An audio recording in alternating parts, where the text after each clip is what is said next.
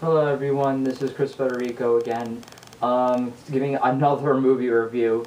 And first off, I gotta say some things.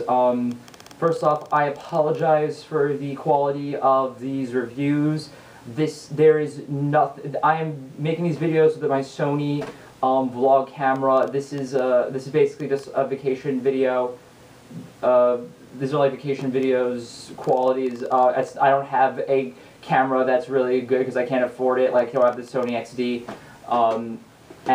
There is no cameraman here because no one really cares to listen to me for about 20 minutes, talk about, like, reviewing movies or tell me what movies that I like and don't like, because every single person who I'm friends with does not give two shits about movies, so I'm a very, very rare breed.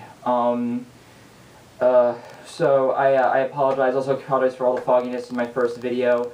I have no idea, because again, I don't have a cameraman. I didn't know that it was fogged up until I uploaded it. I didn't check the video, which I do now, by the way. And I apologize if there's a rotator sound, if you hear a grrrr sound in the last video. But I kind of like that because it actually sounds like a projector is rolling. So that was just kind of like Hit Smith. And, well, just bear with me.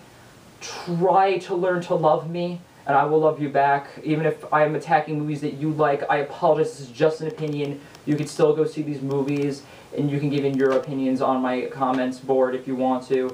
And I will try to respond in best ways I could as to what I did or didn't like, or I loved about the movie, because I'll probably review movies that I really loved on this show. And so this is my first film that I've seen of 2012, not counting War Horse, because that counts 2011 film. That was the last of the 2011 films I saw was War Horse. And that was wonderful, by the way. And the first one I saw is the brand new George Lucas produced film Red Tails. Yeah, it's about the Tuskegee Airmen, I hope I'm saying it right, Tuskegee Airmen who helped be escorts for the bombers in World War II.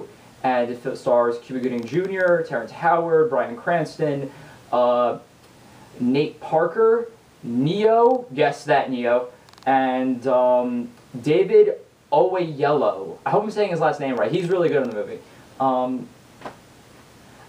So basically, it is a very pretty looking war film, I'll say that much. Just look at the positives. Positive is this is a very well shot film. It is actually shot on location. It is not shot in a soundstage.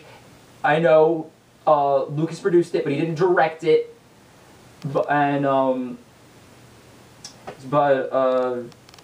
Anthony Hemingway of The Wire fame directed it, and that's one of the. It is shot in the Czech Republic, Italy, Germany. It is shot in on location. Another positive are the actors. The actors are actually really good. Even like newcomers like Neo are really good in the movie. The two standouts though are Nate Parker and David Oyelowo as Easy and Lightning. They were both really good. But now here we go into the cons though. The writing. The writing in this movie is so bland and so by the book, and I've heard every single line this movie said before in another World War II movie, be it Hitler Dead or Alive, or be it friggin' Inglourious Bastards, or Saving Private Ryan.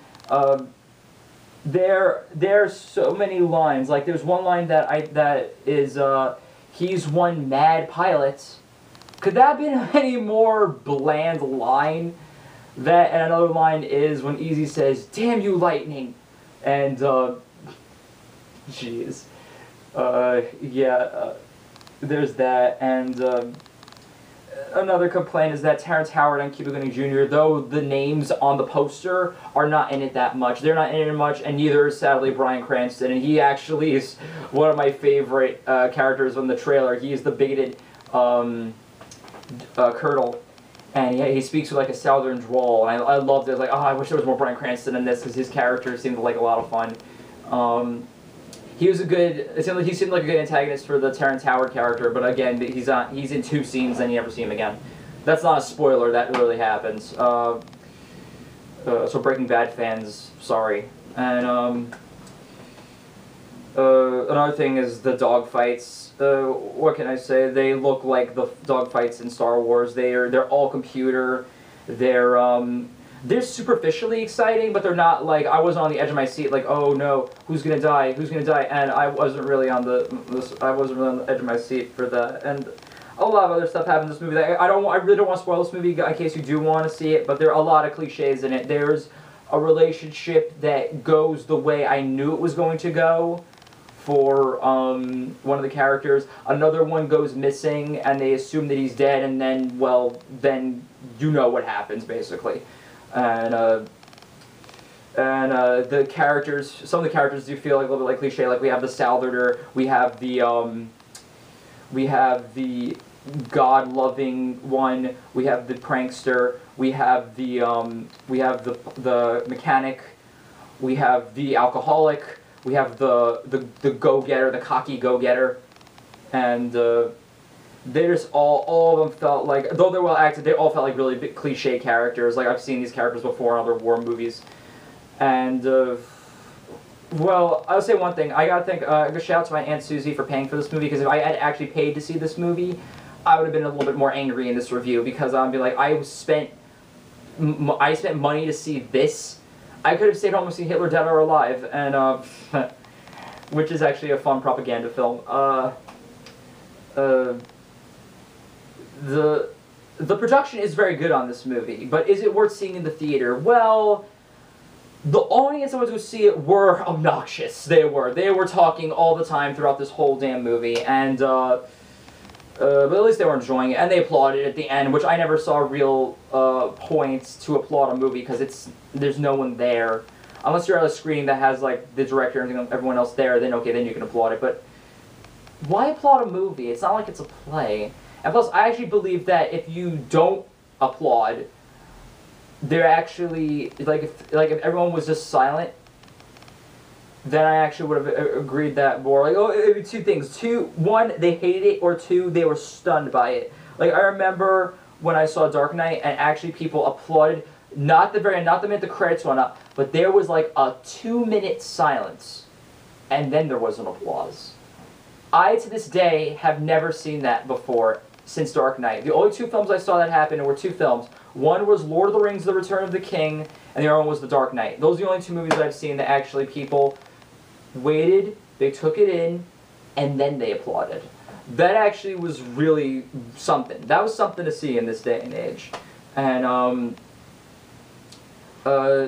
yeah, I'm not, do I recommend the movie? I recommend it as a rent. It is a solid rental, or if you're actually interested in this movie and you want to just see an entertaining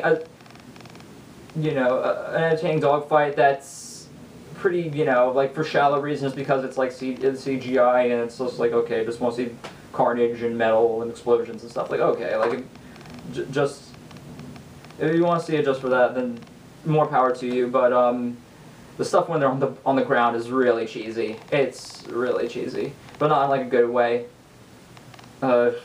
Me, I might as well just stay at home and see Captain America. Yeah, say what you want with the musical number. That musical number was awesome. So I'll be back soon with something else. Okay, see ya.